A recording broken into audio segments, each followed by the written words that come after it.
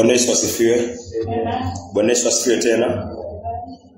Basi imempendeza Mungu katika shirika huu wa Africa Repent Kenya na ndugu zetu ambao pia ni Africa Repent Tanzania, tujumuike pamoja ili tuweze kusikia neno la Bwana kuhusiana na nafsi za wale ambao bado hawajampokea Kristo, na hata pia kuhusiana na nafsi za wale ambao tayari wamempokea Kristo, na hata katika moyo huu wazidi kujikana, wazidi kufia ulimwengu, wazidi kufia chochote kile ambacho bado kinahitaji kutakaswa, kama njia katika watakatifu, kama upuuzaji katika njia zozote zile, kama kutokuwa watchful, kama pia kutekwa, moyo kutekwa na mahitaji ya kiulimwengu. Na kwa wenye dhambi wazidi kupata toba, wazidi kushuka na wazidi kuweka imani kwa kazi ambayo Mungu ameifanya kupitia Yesu Kristo. So ni neno la himizo.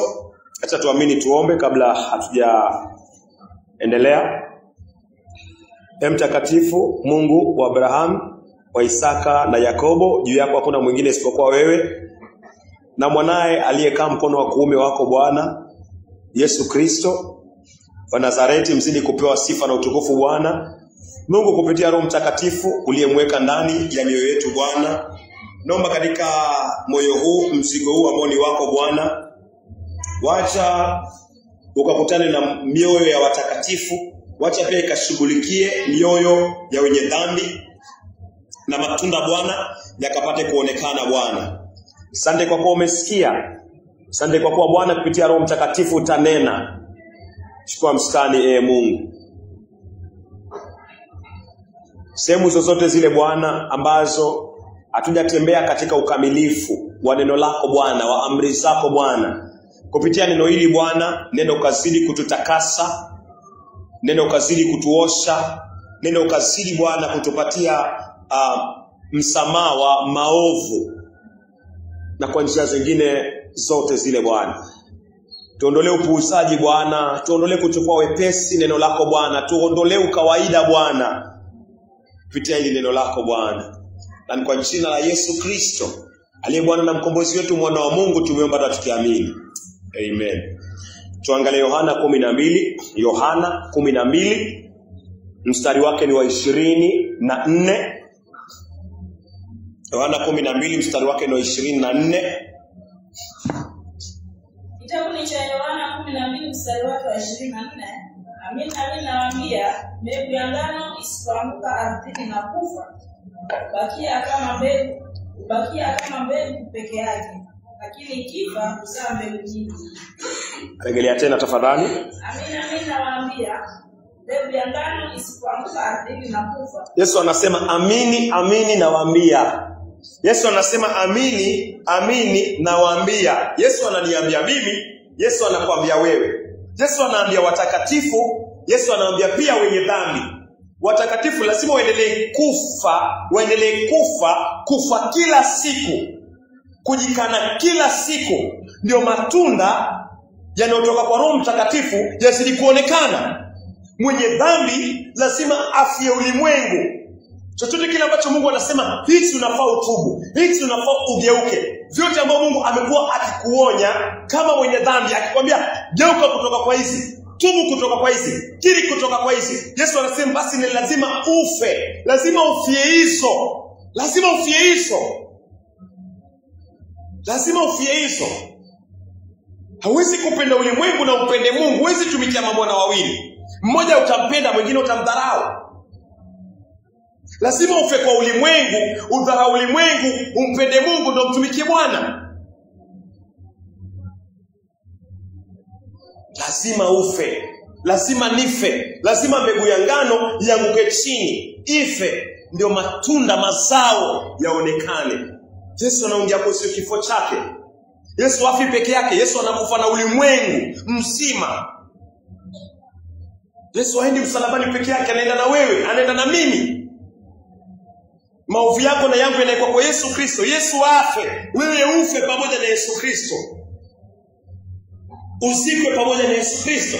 Alafu uwe katika ufanye na nifanye mshirika katika ufufuo ambao Yesu Kristo atakuwa anafufuka. Ili usidi kuzaa sasa. Ili nisidi kuzaa sasa. Yesu anaongea kuhusu injili Moses. Yesu anaongea kuhusiana na injili. Anasema mbegu lazima ife.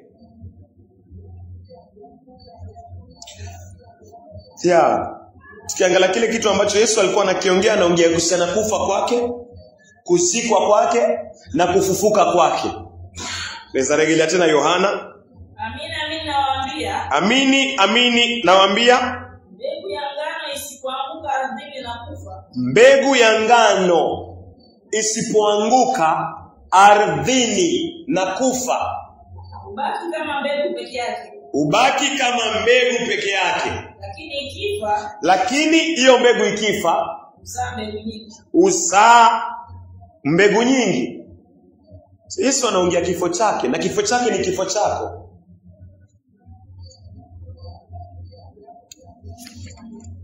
So ukiangalia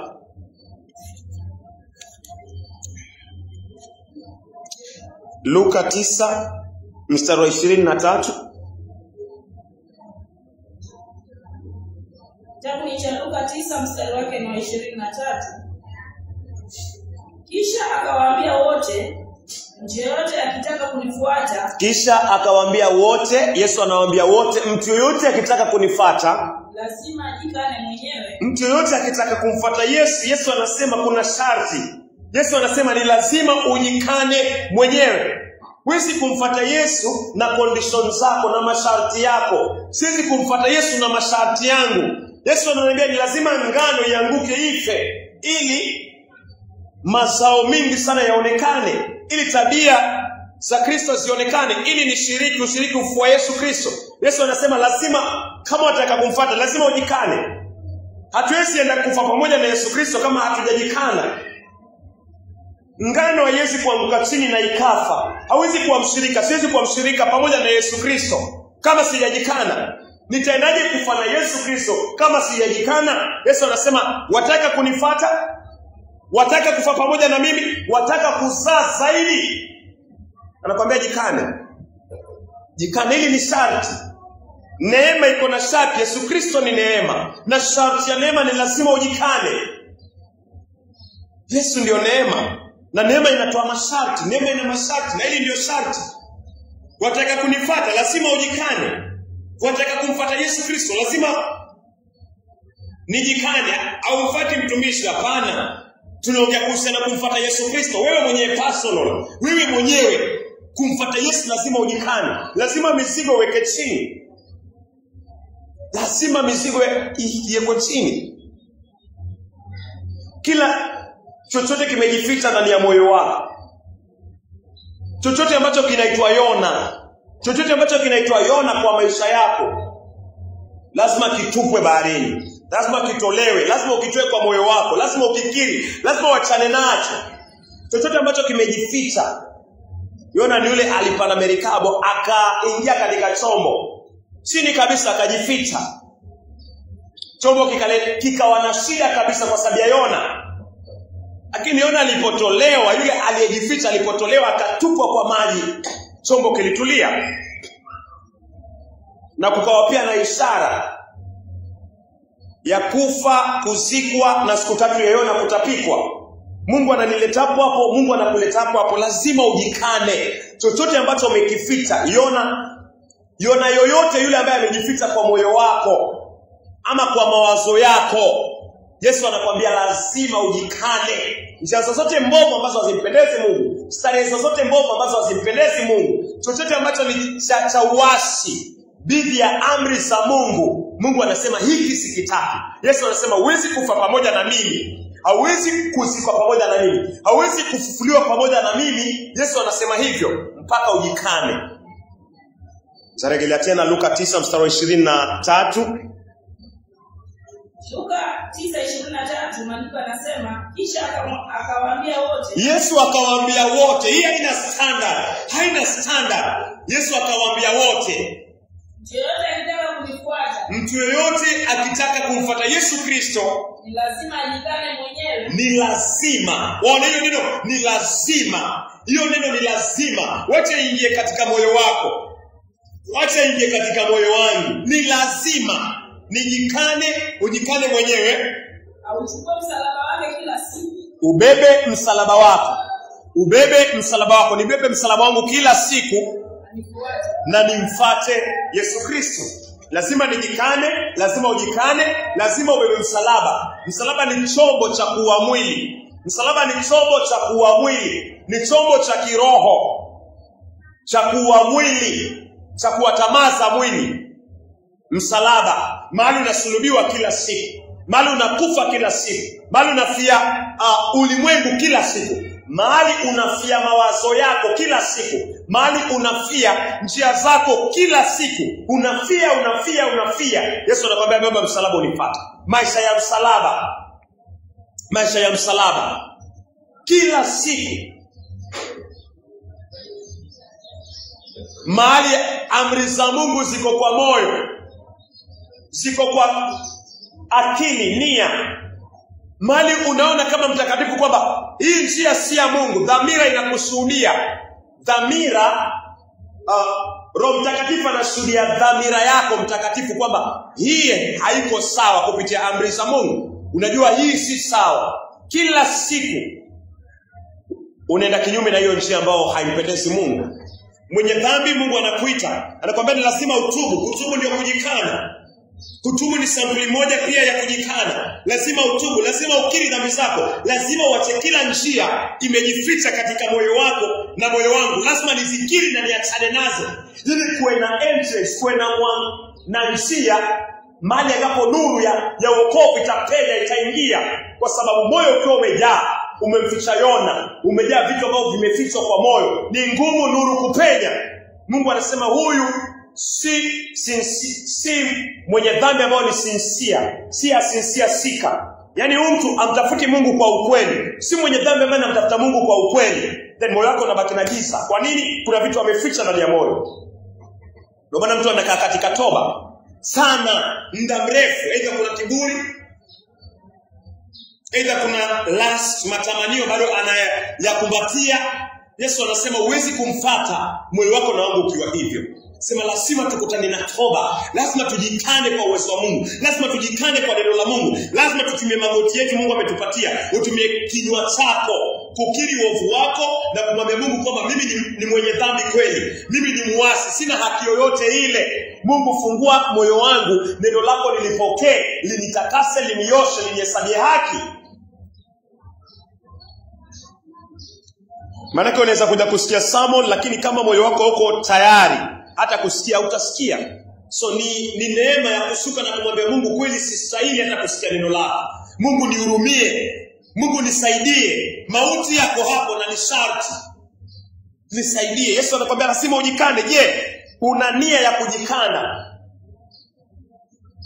Willing. Uko nia, ile nia ya kwamba kweli afanye jikane na Mungu nisaidie nijikane. Hiyo nia kama iko, hauwezi kujikana, Mungu hawezi kukusaidia kwa sababu bado Mungu anaona moyo wako. Kuna vitu unashikilia, kuna vitu umetamani, kuna vitu bado waendelea kumweka Yona katika chombo ambao ni moyo wako. Waendelea kumhifadhi Yona. Nikiwa na moyo wa kuendelea kumhifadhi Yona, nikae na Yona, basi Mungu anasema utakaa hivyo, hatafanya chochote. Lakini Yona akitolewa, akitupwa, then Mungu anakusaidia.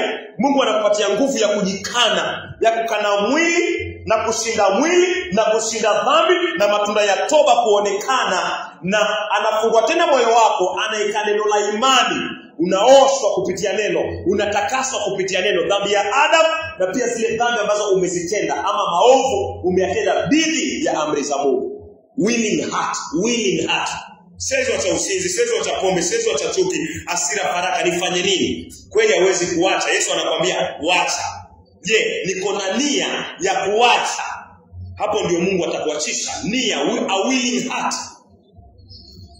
heart.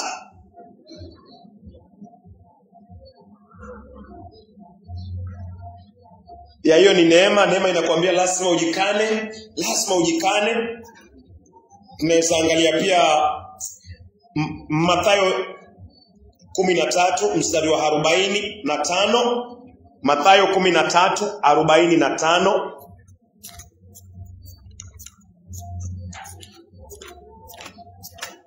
Mathayo 13 mstari wake wa 45. Tena ufalme wa mbinguni unafanana na mfanyabiashara aliyekuwa akitafuta lulu safi. Alipoipata lulu moja ya thamani kubwa, alikwenda akauza vyote alivyokuwa navyo akainunua. Tegelea tena tafadhali.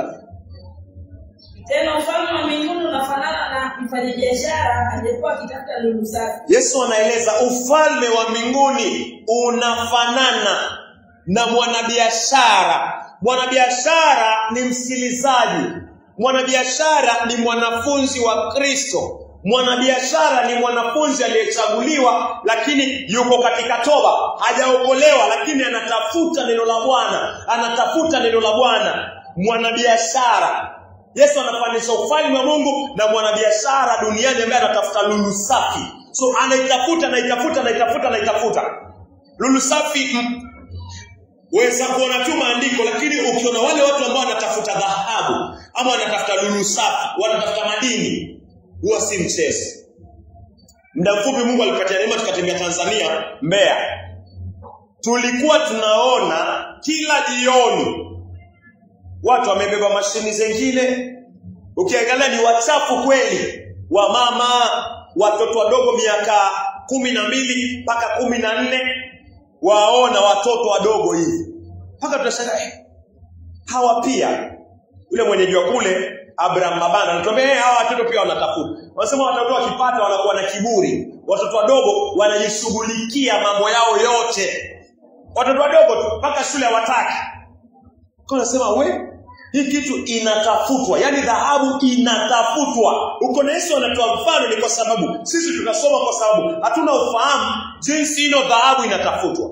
Inatafutwa. Jinsi ino lulu safi inatafutwa. Inatafutwa kweli kweli. Ni kama chumba cha giza alafu angushe shindano. So unaamua tafuta hiyo shindano.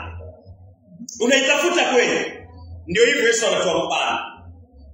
So huyu mwanabiashara akiwa anatafuta lulu, anatafuta lulu safi. Alafu nijiangalie, je, nimekuwa nikimtafuta Mungu hivi? Kabla ya wokovu, umekuwa ukimtafuta Mungu hivi? Yaani kama hawa watoto wadogo hawachoki, kesho wanaamka tena. Wengine wanaenda wanalala wiki, wengine wanakufia huko ndani. Wengine wanaambiwa juzi kuna watu walikufia pale ndani. Na bado hawabanduki, wako pale pale wanaendelea kutafuta. Si kitu cha mzaa, ni kitu ambacho hao watu wamejitoa. Yesu akisema mwanabiashara ambaye anatafuta lulu safi, anaitafuta na ameweka chini maisha yake. Je, hivi ndio unamtafuta Mungu? Kabla wokovu, hivi ndio unamtafuta Mungu? Uko bado hujaokolewa, umesikia neno, uko katika toba. Je, toba yako inafanana na mwanabiashara ambaye anatafuta lulu? Toba yangu inafanana na watoto na wazee sehemu zozote zile za Afrika ambao wanatafuta dhahabu safi? Inafanana? Kama ifanani hivyo basi nijue niko na shida. Kama watoto wanatafuta vitu vya kimwili na wanatafuta kiasi kwamba wameka chini maisha yao, hata kama wafie huko ndani ya mapango wafe, lakini wafe wakiwa wanatafuta. Huu ni moyo wao. Wewe ambao umeokoka sasa, baada ya kuokoka ulipumzika?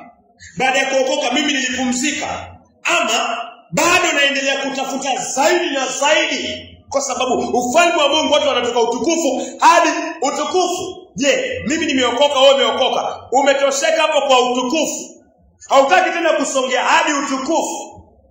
Na kuna hatari, kwa sababu ukibaki hapo katika utukufu tu na ukiendelea kuwa baridi, mwisho wa siku utajipata unaingia katika maisha ya mwili pasipo toba na ukafutiliwa mbali, ukakatiliwa mbali. Paulo alisema nasipiga mbio. Ina maana kabla ukolewe alikuwa anapiga mbio, lakini si mbio takatifu. Hii ndio yote akahesabu mavi. akaokoka ili ampokee Kristo na haki ya Kristo. Lakini anasema bado anapiga mbio. Je, mimi ni wapi nimekoma alafu nimelala kama mtakatifu? Ni wapi? Paulo usiku na mchana alikuwa anapiga mbio kwa watakatifu. Paulo alikuwa amejikana. Paulo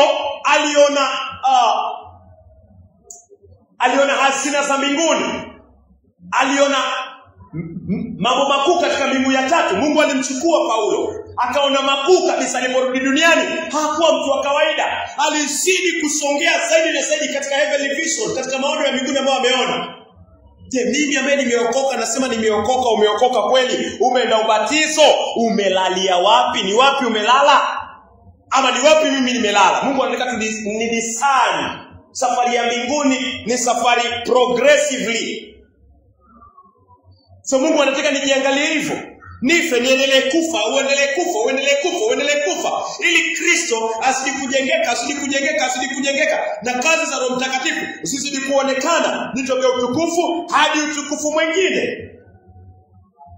Na kwa mwenye dhambi, hivyo ndo Mungu anasema, tafuta ufalme wa Mungu kupitia neno lake zaidi ya huyu mwanabiashara ambaye anatafuta lulu. So kama wokovu wangu na wokovu wako, baada ya wokovu sipigi mbio kama vile Paulo anasema, baada ya wokovu wako na baada ya wokovu wangu, kama siendelei kumtafuta Bwana kama vile mwanabiashara anatafuta lulu ama dhahabu, basi niko na shida na uko na shida na unalala katika wokovu wako. Na mwisho siku utakuwa vuguvugu, na vuguvugu wanatemwa. Naweza rejelea tena tafadhali Mathayo 6 mstari wake ni 45. Mathayo 13. Asante. Mathayo 13 mstari wake ni 45. Mathayo 13 mstari wake 45. Tena ufalme wa mbinguni unafanana na mfanyabiashara aliyekuwa akitafuta lulu safi. Tena ufalme wa mbinguni umefanana na mwanabiashara aliyekuwa akitafuta lulu safi. Alipopata lulu moja ya thamani. Alipopata lulu moja ya thamani kubwa.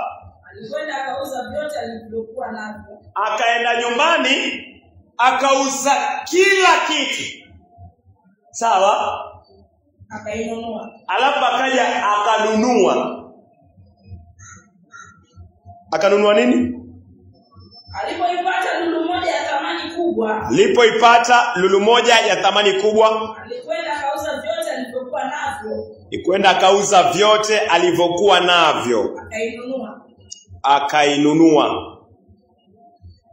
So unaweza ona kile ambacho Mungu anamaanisha. Ni nini ambao mimi na wewe tumepata? Hata mwenye dhambi Mungu amekupatia toba. Matunda yale yameonekana.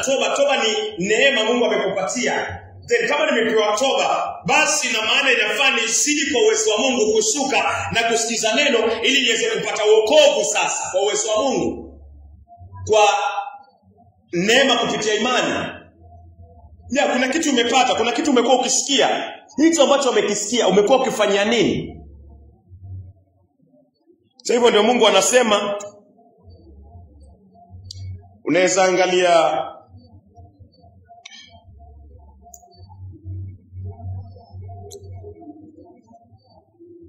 Mathayo 6, unaweza angalia 19. Kitabu ni cha Mathayo 6 mstari wake wa 19. Usijiwekee hazina duniani. Yesu anasema nisijiwekee hazina, usijiwekee hazina duniani. Mahali ambapo nondo na kutu huharibu. Mahali ambapo nondo na kutu huharibu. Nao wezi huvunja na kuiba. Nao wezi huvunja na kuiba. Rejelea tena tafadhali. Mathayo 6 mstari wa 19. Msijiwekee hazina duniani. Msijiwekee hazina duniani. Mahali ambapo nondo na kutu huharibu. Mahali ambapo nondo na kutu huharibu. Nao wevi huvunja na kuiba. Nao wevi huvunja na kuiba. Hivyo ndio Yesu anasema, hazina yangu nimeiweka wapi? Hazina yako umeiweka wapi? Yesu anaongea kuhusiana na hazina. Mtu alikuwa anatafuta akaja akapata. Alipopata alifanya nini? Alirudi akauza kila kitu, alafu akaja akanunua hilo shamba. Sawa sawa. Ina maana huyu mtu hazina yake, hazina ya moyo wake ilikuwa aiweke wapi? Mbinguni. Tusaregea huko uelewe zaidi.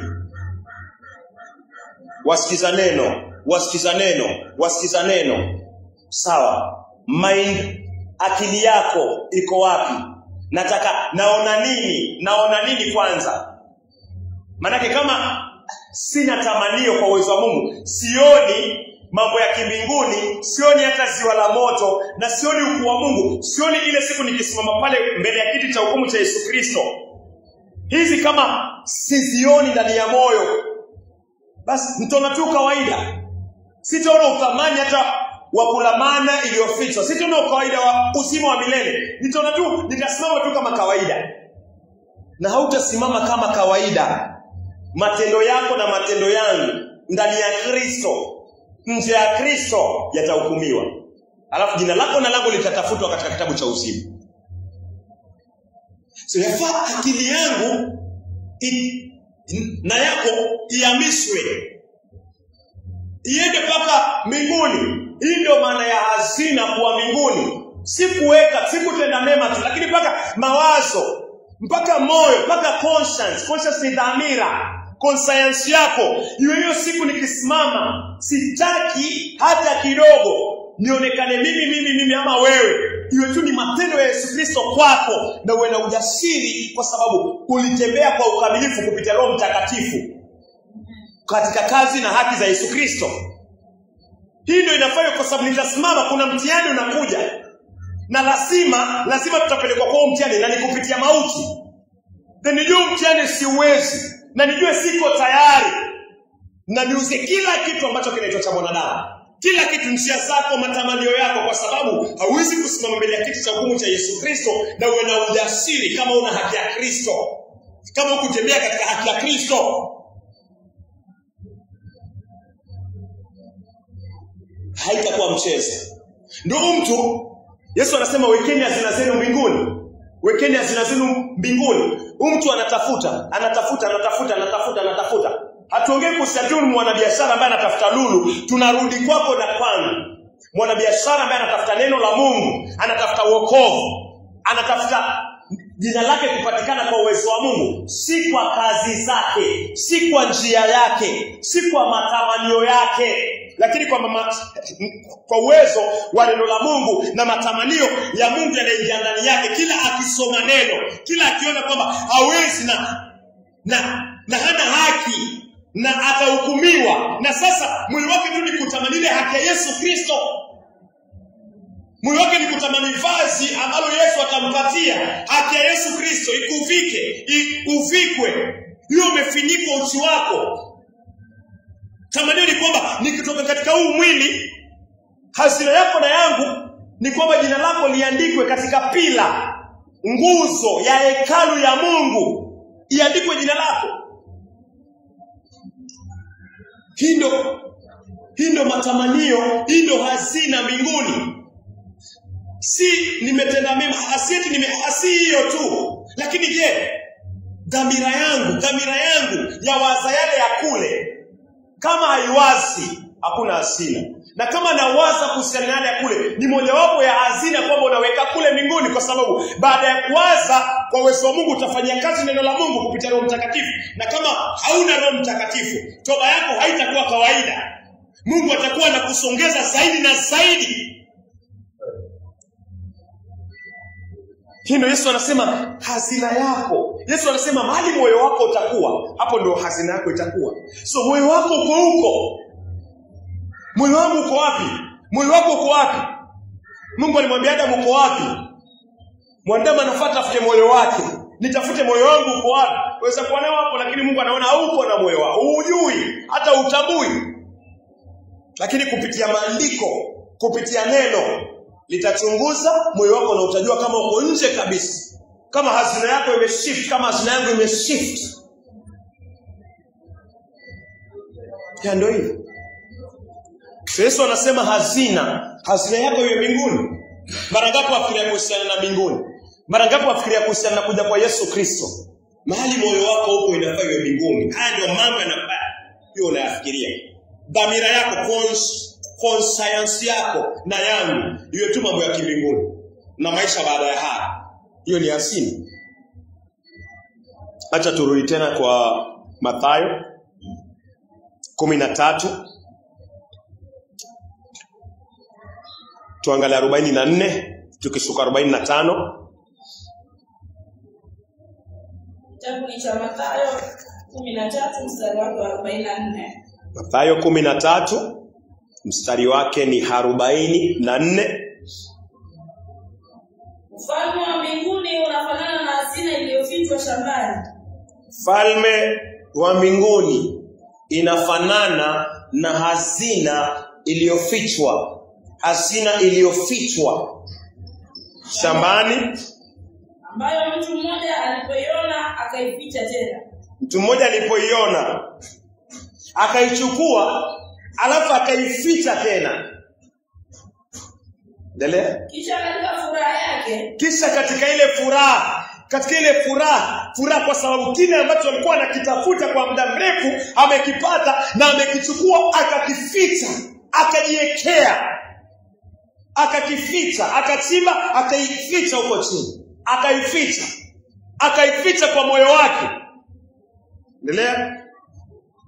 Kisha katika furaha yake akaenda akauza vyote alivyokuwa navyo. Akaenda akauza kila kitu. Kwa nini anauza kila kitu? Kwa sababu amepata kitu cha thamani zaidi ya kile ambacho amekuwa nacho. Akalinunua lile shamba. Waelewa? Huyu mtu alikuwa anatafuta, akaipata, imefichwa. So si rahisi kupata lulu iliyofichwa. Lazima Yesu anasema ujikane. Vile vitabu vya kwanza tumesoma, lazima ujikane. Lazima ubebe msalaba wako kila siku. Lazima ufe. Lazima uanguke chini ufe. Mungu anaongea kuhusiana na kifo cha kiroho. Huyu mtu amejitoa kabisa, atafute lulu safi. Amejitoa. Si eti ana yuko na vitu, yuko na maisha yake, yuko na njia zake. Akiwa anaendelea kutafuta akapata, akaichukua, akaificha. Alafu akaenda akauza kila kitu ambacho yuko nacho. Kwa nini anauza? Anauza kwa sababu anapiga hesabu. Hiki ambacho nimekipata, nimekificha, ni cha thamani zaidi ya haya yote ambayo nimekuwa nayo maisha yangu yote. Anauza kila kitu ili aanze maisha mapya, ili aje kununua hiki kiwanja hiki akinunue, kwa sababu akinunua hiki kiwanja atapata lulu nyingi sana hapo ndani. Inafananaje na maisha ya kiroho? Maisha ya kiroho ni mwenye dhambi ama ni mtakatifu? Kwa mwenye dhambi ambaye amesikia neno, ameonyeshwa dhambi zake, ameona kwamba kuna jehanamu liko wazi na mngoja kummeza, ameona kifo ni lazima, siku imepangwa, tarehe imepangwa, mali kumepangwa, kila kitu iko tayari, unangoja kuchukuliwa, mwili urudi kwa mavumbi, alafu nafsi yako ingie jehanamu. Ikitoka jehanamu, hukumu ya kwanza, hukumu ya pili katika ziwa la moto. Anaona kweli Mungu ni rehemu, anaona kwamba amevunja amri za Mungu, anaona kwamba hajatembea sawa tangu ile siku ameingia katika tumbo ya mamake, kwa sababu ni muasi kupita baba anaitwa Adamu. Huyu ni mwenye dhambi ambaye amejitambua, hana haki. Yaani mali pake akitoka ni jehanamu. Anajua hiyo ndio moyo wake, na anajua hataki tena kuendelea kuishi maisha haya maovu. Mungu anampatia huzuni ya kiungu, inaitwa godly sorrow. Akipokea huzuni ya kiungu, kuna kitu anatafuta kwa uwezo wa Mungu. Anatafuta wokovu na hataki kurudi tena nyuma. Hii huzuni ya kiungu inamhuzunisha yale maisha machafu ambayo amekuwa akiishi. Maisha yake yote amekuwa akiishi maisha machafu ambayo hayampendezi Mungu. Hii huzuni inamsumbua, lakini harudi nyuma huyo mtafutaji. Sema Mungu nihurumie. Anaendelea kusikiza neno. Anajikana, anaendelea kusikiza neno. Anaendelea kusikiza neno. Anakufa kila siku. Mungu anamrehema, anaendelea kumsongeza tu kwa Yesu Kristo kupitia ile neno ambalo analisikia. Alafu Mungu anampatia ufunuo wa kazi ambayo Mungu amefanya kupitia Yesu Kristo. Baada ya Mungu kumpatia huzuni ya kiungu toba ni anageuza maindi yake kwanza, moyo wake Mungu anageuza na njia zake zinaanza kubadilika, anaanza kuwa tu na furaha. Nimegeuka hapa. Nashukuru Mungu nilikuwa naishi maisha, lakini sasa siishi. Kuna kitu Mungu anafanya ndani ya moyo wake. Alafu Mungu anampatia imani ya kumwamini Kristo. Anapomwamini Kristo, kwa ile imani Mungu amempatia, dhambi zake zinaondolewa, anapewa Roho Mtakatifu. Mtu anapokuwa yuko na kitu amepokea kwa Mungu. Na kipokea hivi anafanya nini sasa? Anadhihirisha imani kwa ubatizo. Alafu anauacha yote. Yale yote ambayo yalikuwa faida kwa mwili na achana nayo. Anaendelea kukaa kwa njia za Yesu Kristo. Anaendelea kumpatia Yesu Kristo maisha yake kila siku. Mtu aliuza kila kitu kwa mtakatifu ambaye tayari ushafanyika. Umeacha kila kitu kweli? Je, mimi nimeacha kila kitu kweli ama kuna vitu bado nimeviweka first priority? Nikishindilia katika excuses nyingi sana ambazo hazina msingi. Lazima niangalie kama niko kazini, yes niko kazini, nafanya nini kazini? Niko na muda na Mungu kazini. Ya kama siko kazini, niko wapi? Nafanya nini? Namtumikia Bwana Yesu Kristo. Hazina yangu na hazina yako unaiweka wapi? Huyu mpendwa alipopata hiyo ya thamani, wokovu ni kitu cha thamani. Kama hujapata, Mungu anataka uendelee kunyenyekea, uendelee kukaa katika neno. Uze kila kitu, ugeuke kutoka kwa vyote. Pokea imani ya kuuza vyote. Na huwezi kuuza vyote kama kile ambacho umekipokea. Hii ni ya watakatifu. Huwezi kuuza vyote kama kile ambacho umekipokea haujaona uthamani wake. Ndio maana unaona watakatifu wengine wanaokolewa, lakini kwa sababu kuna kitu hawajaona muda si mrefu. Yesu anasema dhoruba ikienuka wanarudi katika kutokuamini kwao. Yesu alieleza kuna mbegu aina 4. Samani mbegu ilianguka kwa mioyo minne. Moja ilianguka kwa barabara ikaliwa, nyingine ikaanguka kwa mwamba, haikuwa, nyingine ikaanguka ikawa kidogo ikadungwa na miba. Hii ambayo ilidungwa na miba. Watu waamini kwa muda, lakini dhoruba ikiamka wanaamini kwa muda, lakini dhoruba ikiamka wanaregesha kule. Ni kwa sababu gani? Ni kwa sababu wakiokolewa hawakuona umuhimu wa kuendelea kukana Yesu Kristo. Hakuna umuhimu. Yaani mimi siku moja nitasimama mbele ya kiti cha hukumu cha Yesu Kristo na nitahukumiwa. Then yafanye endelee kuishiaje? Yafanye endelee vinyi tu umeanza kwa neema ya Mungu, uendelee tu kupiga mbio kama Paulo. Uendelee kupiga mbio kama Paulo. Paulo alipiga mbio na akapiga mbio mpaka akamaliza mbio zake kwa uwezo wa Mungu. Kuna mbio alikuwa anapiga. Mimi nimeofu. Tulia wapi? Mimi nimepozi wapi? Wewe umepozi wapi? Mungu anataka nijitafute. Ya sana tuko na excuse mingi sana sisi kama wanadamu. Mingi sana. Hata mimi. Lakini kile kitu ambacho kinanisukuma, kinaniweka nje kabisa ni neno la Bwana. Hili neno la ninyenyekeza, naona kweli mimi natafuta sababu. Lakini Mungu ananiambia huyu alienda akauza kila kitu. Haimaanishi tusifanye kazi. No, asiyefanya kazi asile. Nikiwa kazini nafanya nini? Nafikiria nini?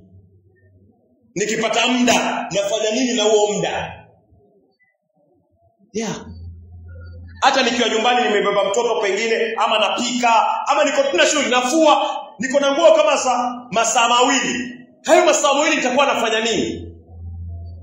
Nitakuwa nafanya nini katika masaa mawili? Na katika kikao naongea nini katika hicho kikao? Pengine ni saa moja. Ni vipi natumia muda wangu? Mungu anasema lazima uuze kila kitu. Huyu mtu aliuza kila kitu. Faida ya mwili aliuza yote.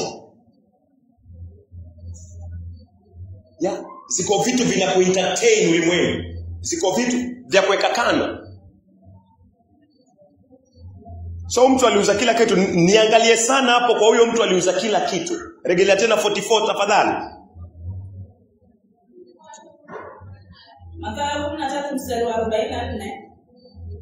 Ufalme wa mbinguni unafanana na hazina iliyofichwa shambani. Ufalme wa mbinguni unafanana na hazina iliyofichwa shambani. Mtu mmoja alipoiona akaificha tena. Mtu mmoja alipoiona akaichukua akaificha tena.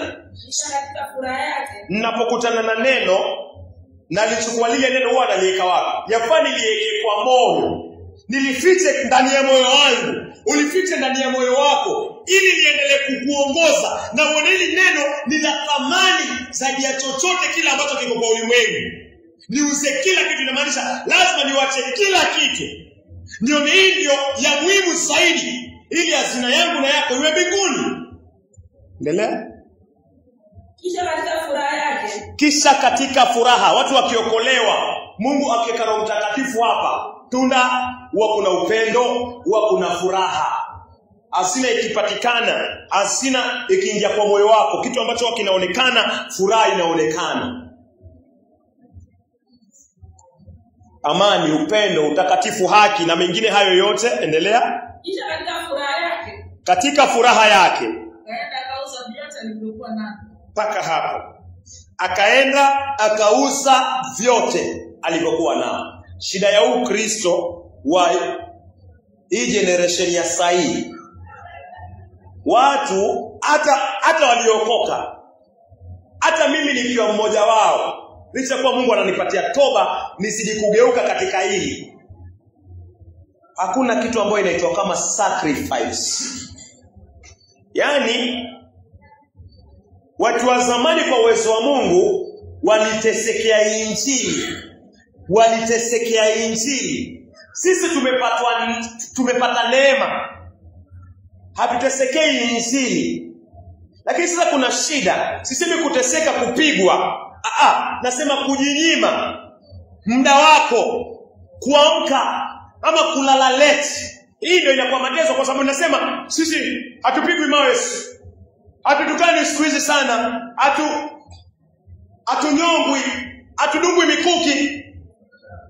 Hii inawezaonekana kama sisi tuko sawa, na mimi sistahili kutesekea injili. Kuna kutesekea injili kwa kiroho. Hii kizazi chetu, mara ngapi mimi na wewe tunafunga? Mara ngapi mimi na wewe tunakaa tusome neno? Mara ngapi mimi na wewe tunarauka ama tunakesha? Tunakesha kama vile Yesu Kristo alikuwa anakesha. Mara ngapi umekuwa stretch, yani mpangilio wako ulikuwa huu, lakini ukapigwa, ukageuzwa, ukasema kwa sababu ya niende mali fulani nishiriki na ule mpendwa, na hii ndio ilikuwa nikafanya hivi na hivi, lakini hii yangu naiweka kando na ina kwa sababu ya hii. Napo unaenda upewi hata chochote. Upewi hata shilingi, upewi hata chochote kabisa. Mara ngapi umefanya hivi? Hii kizazi mara ngapi? Mara ngapi mimi nimefanya hivyo? Mara ngapi wewe umefanya hivi? So kuna kuteseka ambao Mungu anaangalia, inaitwa sacrifice. Ni nini umeweka chini wewe na mimi? Nini umeweka chini mpaka Mungu anasema kweli huyu kuna kitu ameweka chini ambao ni faida ya mwili wake, lakini ameweka chini kwa ajili ya neno lake. Ni nini katika maisha yako? Kama si mnafiki mimi na wewe, utaona kweli, utaona wakati ule waje kufanya kazi ya Mungu ni wakati kila kitu iko sawa, uko comfortable. Hakuna sacrifice yoyote. Hakuna sacrifice. Na si hapa tu, licha kwa Mungu aondoe uchafu, lakini Ukristo wa ulimwengu mzima hakuna sacrifice. Hakuna. Ndio maana inakuwa ngumu sana kwa sisi kurudi katika kile kizazi cha kwanza, ile kanisa la kwanza. Sacrifice. Nini umekaa chini kwa ajili ya Mungu? Nini mimi nimekaa chini kwa ajili ya Mungu? Nikae nijiulize. Niko na pesa hapa, nataka nipande gari. Wataka upande hivi, muona mlemavu. Na ni hiyo tu. Ukasema acha niweke hapa nitembee kwa mguu. Mara ngapi umefanya hivyo? Sisemi tufanye hivyo, lakini naleta mfano.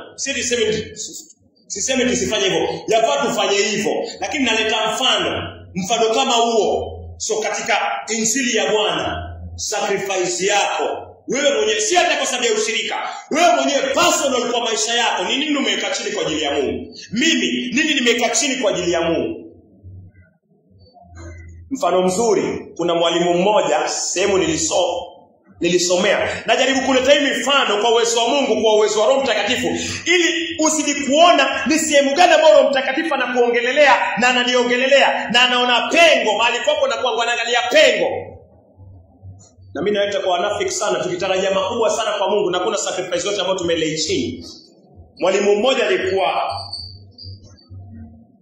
nilipoenda kusoma bara, mwalimu mmoja alikuwa anafundisha vizuri yani kabisa. Nitamsema tu, sisi alikuwa anaitwa Mr. Micheka. Anafundisha vizuri sciences.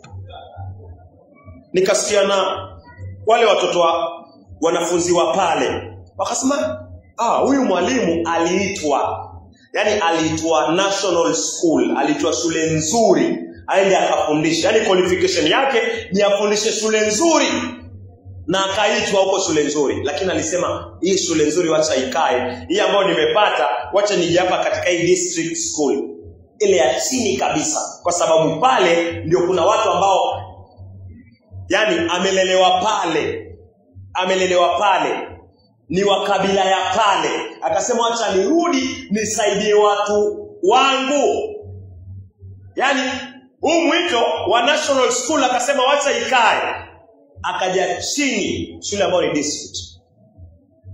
Hiyo sitawahi kusahau, licha kwa nilikuwa sijaokoka na pia singeweza kukumbuka umakini, lakini Mungu ananinenea tu, ananikumbusha yule mwalimu. Kumbe ile ndio inamaanisha mambo ya sacrifice. Yani kuna kitu kizuri cha kumfaidisha yeye, lakini anasema hii faida wacha ikae niende nikafaidishe wengine. So turejee kwa Mungu sasa. Huyu mtu alienda kuuza vyote. Kuuza inamaanisha unauza paka right yako, ile haki yako. Unauza haki yako. Hamujalikwa mahali, kwa mfano mmeenda kwa mpendwa, mmeenda kumtembelea mtu ambaye ameokoka. Yeye hapiki chai jioni, mfano tu, hapiki chai.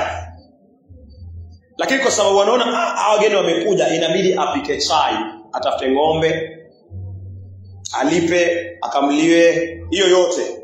Lakini mtu anashuka. Hizi ndio sacrifice Mungu anaziongelea. Ama alikuwa analala kwa kitanda, anajua wapendwa wanakuja, anaenda anachukua godoro lake analiweka hapo. Nyinyi hamjaingia bedroom yake,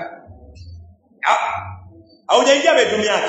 Kumbe hiyo mattress mimi naitwa lalia ni yake. Sasa yeye analalia nini? Yeye analala chini. Lakini hamtajua mpaka ile siku mtatoka mnafurahi kila kitu kinaendelea sawa. Hizi ndio sacrifices tunaziongelea. Kwa Ukristo sahihi hakuna. Kwa sababu kuna mambo ambayo bado mimi na wewe hatujaweka chini. Hatujavuliwa, sijavuliwa kiukamilifu. Haujavuliwa kwa ukamilifu, na nikupitia neno progressively. Ya kuokoka ndiyo tumeokoka. Lakini Mungu anasema wokovu ni safari ndefu sana. Condemnation, justification, sanctification, glorification. Hizo pila 4.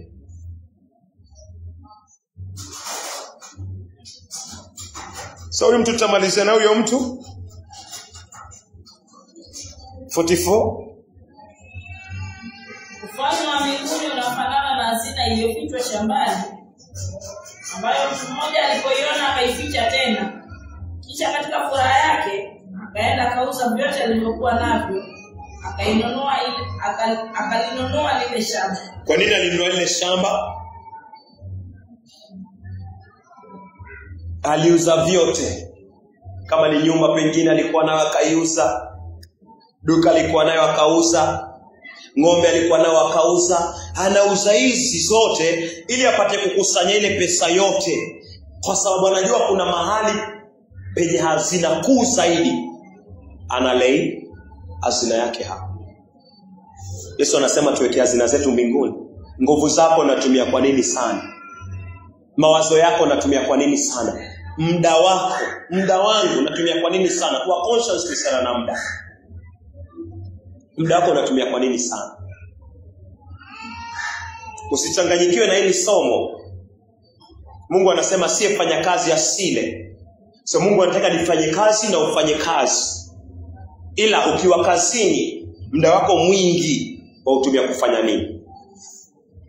Kwa watu wana kazi 24 hours yuko hapo, ni sawa na ana njia nyingine Mungu amemweka hapo. Yuko na makastoma, wahubirie makastomers. Uko kazini, excuse. Hubiri injili hapo kazini. Hubiri, simama, paza sauti yako hapo. Basi itakuwa hazina yako iko mbinguni, kwa sababu kila wakati unamfikiria Mungu.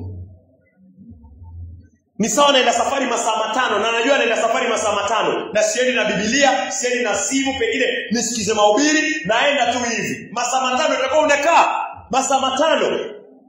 Haya masaa 5 utakuwa unafanya nini? Mtu aliuza kila, yani aliuza vyote, kwa sababu yona kuna hazina ambayo ni ya thamani sana. Kama hujaona neno la Mungu ni la thamani sana, utaishi tu shwe. Utaokolewa kweli, utaokoka kwa neema na rehema za Bwana. Lakini utaishi maisha kama ya mwili. Utaingia mbinguni kama ule muizi aliyekufa msalabani, bila tuzo, bila chochote, na ulikuwa kwa ushirika continuously progressive. Hakuna kitu kibaya kama hicho, na hata kwanza utakuwa na upuuzaji zaidi ya boko na. Uza kila kitu. Yesu anasema lazima ufe. Nifie kila njia. Yesu anasema lazima ujikane. Wapendwa, Ukristo wa kibibilia kuadvance si mchezo. Si mchezo. Si mchezo. Kila siku kama uone njia ya mbinguni ni nyembamba, kila siku kama uone nyembamba, basi uko kwa njia pana. Uko kwa njia pana. Na kama uko kwa njia nyembamba na unaona tu iko tu sawa, unaona tu venye niliingia ndio iko hivyo hivyo, then na maisha una compromise, ama na compromise. Njia kila siku, kila dakika inafaa uone ni nyembamba. Na uone ni wachache peke yake wanapita hiyo njia. Vile vile Yesu Kristo. Na unapoiona ni nyembamba, wa progress vipi? Wa vipi hatua baada ya hatua? Kama niko tu pale pale, ama pia niko pale pale, ama uko pale pale. Haifai hivyo. Kama nilikuwa siandiki kitabu, sasa yafanye ombe Mungu nisaidie niweze kuandika vitabu. Siwe kama imekuwa haufanyi uinjilisti, omba Mungu aweze kufanya uinjilisti sahihi. Akuokoe na aweze kufanya uinjilisti. Kama umekuwa tu ni uinjilisti, omba Mungu next. Si hapa kila siku, si utukufu hadi utukufu. Ya kama imekuwa tu ni neno, naambia Mungu asante huko kufundisha, nashukuru. Mungu miujiza, ishara. Sasa isiwe tu ni kufundisha, lakini iwe ishara. Watu wanapona, alafu inakuwa njia moja sasa ya kufungua mlango ya kuja kusikia neno. Lakini nisitosheke na neno, usitosheke na uinjilisti. Nisitosheke. Mtu yote anaweza fanya uinjilisti. So nisitosheke. Ya Mungu anataka yale alifanyika yafanyike. Lakini je, mimi niko na hiyo moyo yafanyike? Uko na huo moyo yafanyike?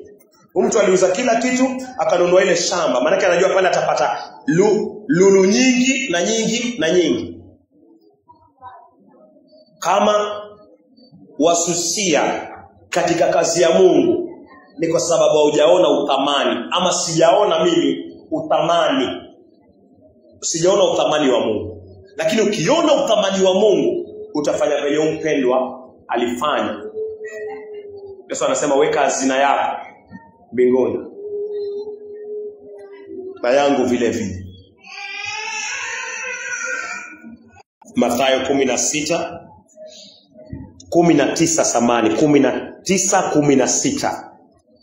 Unaweza kusoma.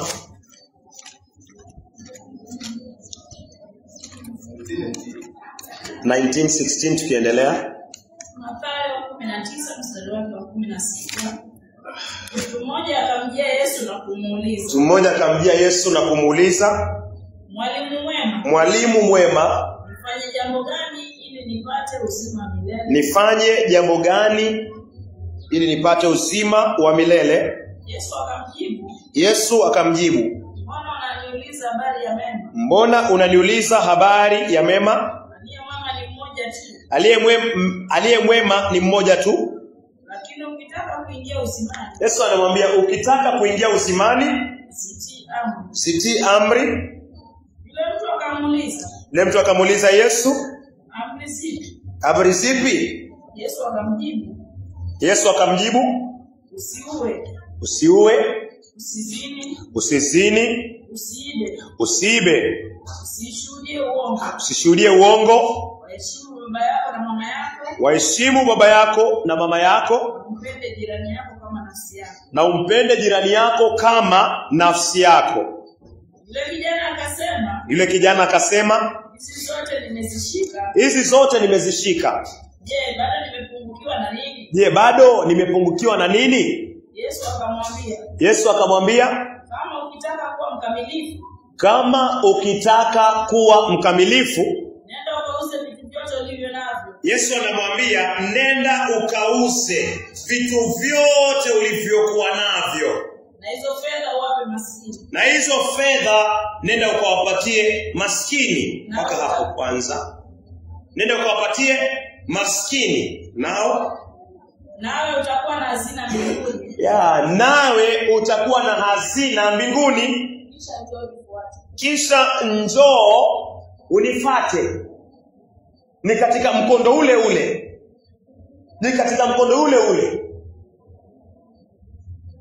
Mtu alipopata lulu aliificha, akaenda kauza vyote, alafu akaja akanunua shamba hilo. Huyu mtu amepata Yesu Kristo. Yesu Kristo ni zaidi ya lulu. Mwenye dhambi ambaye anampata Yesu Kristo anafuata mwe hiyo. Na ukikaa katika neno unafaa utambue sasa umempata Yesu Kristo. Ukiwa unasikia neno huyu ndio Yesu Kristo, uza kila kitu, geuka kutoka kwa vyote.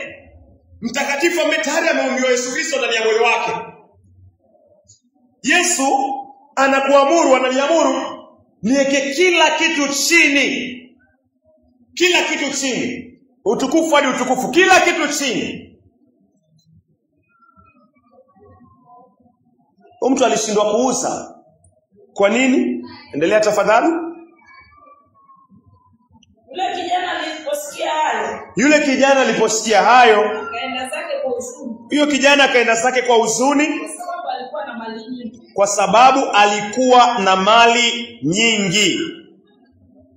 Alienda nyumbani akiwa na huzuni kwa sababu alikuwa na mali nyingi.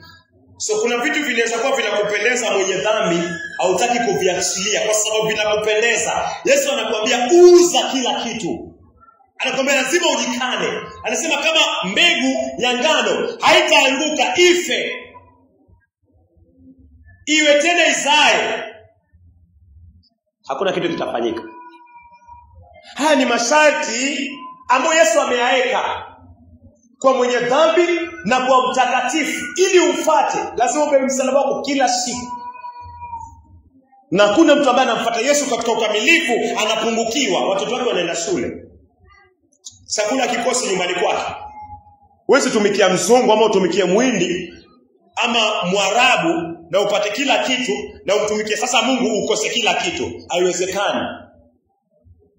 Labda iwe tu ni fundisho Mungu anataka kukupatia kwa muda, lakini hakuna maskini katika neno la Bwana.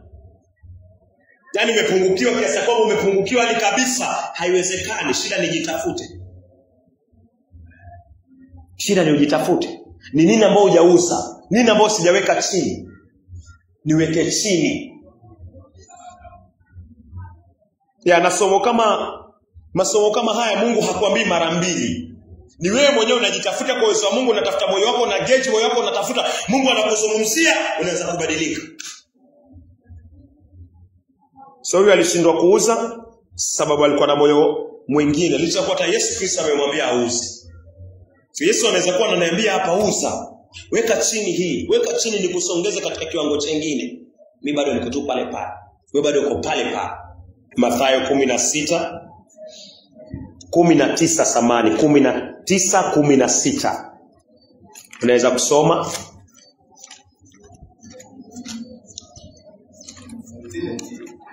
(19:16) tukiendelea. Mathayo 19:16. Mtu mmoja akamjia Yesu na kumuuliza. Mwalimu mwema, nifanye jambo gani ili nipate uzima wa milele? Yesu akamjibu. Mbona unaniuliza habari ya mema? Aliye mwema ni mmoja tu. Lakini ukitaka kuingia uzimani. Yesu anamwambia ukitaka kuingia uzimani, sitii amri. Yule mtu akamuuliza Yesu, amri zipi? Yesu akamjibu, usiue, usizini, usiibe, usishuhudie uongo, waheshimu baba yako na mama yako, na umpende jirani yako kama nafsi yako. Yule kijana akasema, hizi zote nimezishika. Je, bado nimepungukiwa na nini? Yesu akamwambia, kama ukitaka kuwa mkamilifu, Yesu anamwambia nenda ukauze vitu vyote ulivyokuwa navyo, na hizo fedha nenda ukawapatie maskini. Mpaka hapo kwanza. Nenda ukawapatie maskini, nawe utakuwa na hazina mbinguni. Nawe utakuwa na hazina mbinguni. Kisha njoo unifuate. Ni katika mkondo ule ule.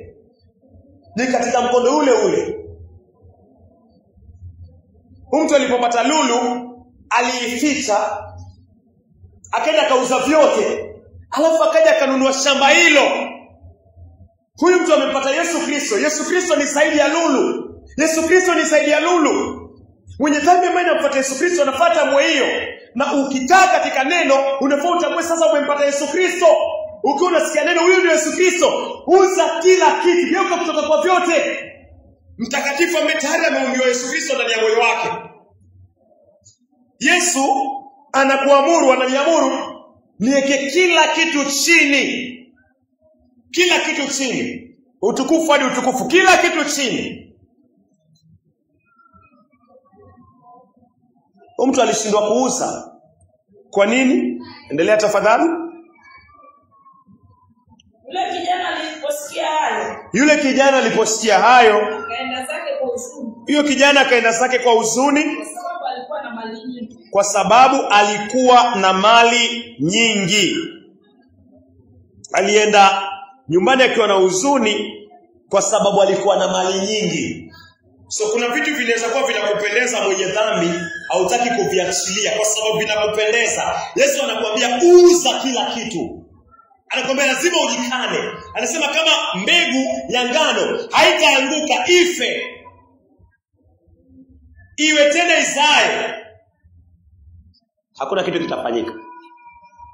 Haya ni masharti ambayo Yesu ameyaweka kwa mwenye dhambi na kwa mtakatifu. Ili umfuate, lazima ubebe msalaba wako kila siku. Na kuna mtu ambaye anamfuata Yesu katika ukamilifu anapungukiwa. Watoto wake wanaenda shule, chakula kikosi nyumbani kwake. Huwezi tumikia mzungu ama utumikie Muhindi ama Mwarabu na upate kila kitu, na umtumikie sasa Mungu ukose kila kitu. Haiwezekani. Labda iwe tu ni fundisho Mungu anataka kukupatia kwa muda, lakini hakuna maskini katika neno la Bwana. Yaani umepungukiwa kiasi kwamba umepungukiwa hali kabisa, haiwezekani. Shida ni jitafute. Shida ni ujitafute. Ni nini ambao hujauza? Nini ambao sijaweka chini? Niweke chini. Ya masomo kama haya Mungu hakuambii mara mbili. Ni wewe mwenyewe unajitafuta kwa uwezo wa Mungu, unatafuta moyo wako, na gauge moyo wako, unatafuta Mungu anakuzungumzia, unaanza kubadilika. Sauli alishindwa kuuza sababu alikuwa na moyo mwingine. Licha kwa hata Yesu Kristo amemwambia auze. So Yesu anaweza kuwa ananiambia hapa uza. Weka chini hii, weka chini nikusongeze katika kiwango kingine. Mimi bado niko tu pale pale. Wewe bado uko pale pale. Tuseme neema. By the grace of our Lord Jesus Christ and the love of God, the fellowship of the Holy Spirit, be with us now and forever. Baba yetu, kingdom come, will be done on earth as it is in heaven. Give us this day for daily bread. And forgive us our sins as we forgive those who sin against us. Lead us not into temptation, but deliver us from evil. For thy is the kingdom, power, and glory forever.